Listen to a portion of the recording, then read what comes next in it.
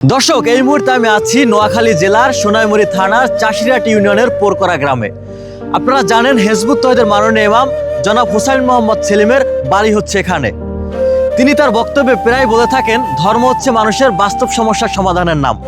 ধর্ম যেমন মানুষের আত্মার পরিবর্তন করবে এবং মানুষের জীবনের যে মৌলিক চাহিদা, খাদ্য, বস্ত্র, শিক্ষা, চিকিৎসা, বাসস্থান, প্রত্যেকটি সমস্যার সমাধান করবে।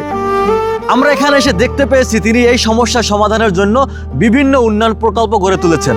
আপনারা আমার পিছনে ইতিমধ্যে দেখতে পাচ্ছেন একটি চিকিৎসা প্রকল্প রয়েছে, একটি স্বাস্থ্য কমপ্লেক্স রয়েছে। এখানে হেজবুত তৌহিদের সদস্যরা প্রতিনিয়ত চিকিৎসা নেন এবং এলাকাবাসীও এখান থেকে উপকৃত হন। তার পাশেই রয়েছে একটি টিন সেট আবাসন প্রকল্প। যেসব সদস্যরা দেশের বিভিন্ন জেলা থেকে এখানে উন্নয়ন প্রকল্পে কাজ করতে আসেন তাদের জন্য এই ব্যবস্থা। দর্শক, এই মুহূর্তে আপনারা আমার পিছনে দেখতে পাচ্ছেন একটি 5 তলা বিশিষ্ট মসজিদ। এই মসজিদটি নাম হচ্ছে শহীদি জামে মসজিদ। বলতে পারেন এর নামের আগে শহীদি জামে মসজিদ কেন লাগানো হলো? কারণ এই মসজিদটিকে ঘিরে রয়েছে একটি নির্মম ইতিহাস। 2016 সালে এই মসজিদটি নির্মাণ করতে গিয়ে দুজন ভাই এখানে শহীদ হয়েছিল, শহীদ সোলাইমান খোকন এবং শহীদ রুবেল। তাদের অপরাধ ছিল তারা এই মসজিদটি নির্মাণ করতে এসেছিল। ধর্ম ব্যবসায়ীরা এলাকায় অপপ্রচার করেছিল এখানে মসজিদ নয়, একটি গির্জা নির্মাণ করতে যাচ্ছে। তখন তার এলাকাবাসীকে বুঝাতে সক্ষম হলো যে না, এখানে তারা খ্রিস্টান বানায়, তারা গির্জা নির্মাণ করতে এসেছে, তাই তারা এসে এখানে হুড়হুড় মুড়মুড় করে মসজিদটিকে ভেঙে দিয়েছিল। এবং সেই ভাঙা মসজিদের উপরেই হেজবুত তৌহিদের মাননীয় ইমাম তিনি আবার একটি 5 তলা মসজিদ নির্মাণ করেছেন।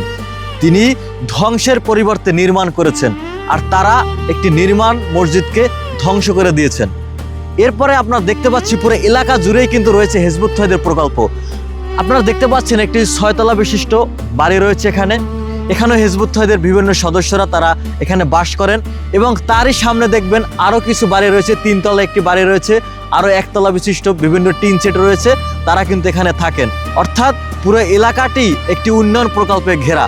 যে এলাকাবাসী এটিকে ধ্বংস করতে চেয়েছিল, হেজবুত তৌহিদের মাননীয় ইমাম সেই এলাকাবাসীর জন্য ধ্বংসের পরিবর্তে ধ্বংস না করে তিনি নির্মাণ করেছেন।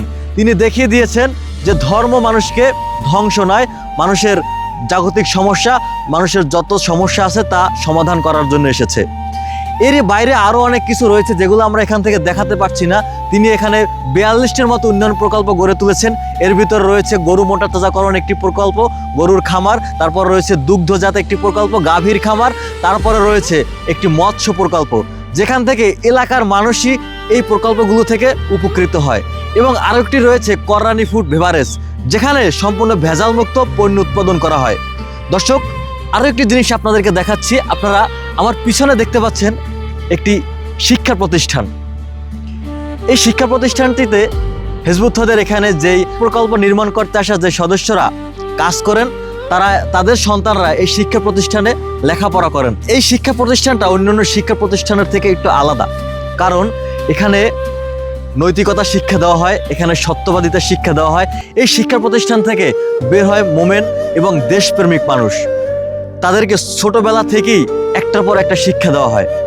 এই মুহূর্তে আমি যে ভবনটির উপরে দাঁড়িয়ে আছি, এই ভবনটি হচ্ছে একটি 7 তলা বিশিষ্ট ভবন, যেটা নবনির্মাণিত, কিছুদিন আগে নির্মাণ করা হয়েছে।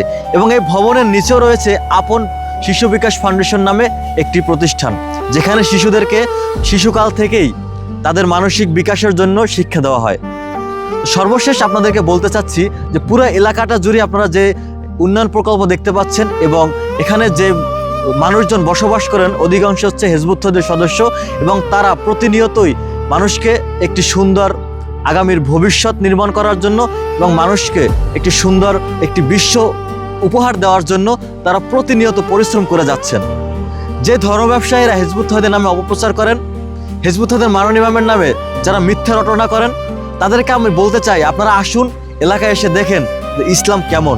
আসলে বুঝতে পারবেন এখানে কোনো চুরি নাই, এখানে কোনো ডাকাতি নাই। এবং আপনারা যে মসজিদটি দেখেছেন, এখানে প্রতি জুমায় হাজার হাজার মুসল্লি আসে, এবং শুধু যে পুরুষ মুসল্লি আসে তা নয়, এখানে নারীরাও অংশগ্রহণ করেন। এবং এই মসজিদে আজ পর্যন্ত একটি জুতা চুরির ইতিহাস নাই, এখানে কোনো জুতা চুরি হয় নাই। এবং এই নারী মুসল্লিরা যে আসে, এখানে কোনো ওড়না টানাটানির ঘটনা হয় নাই।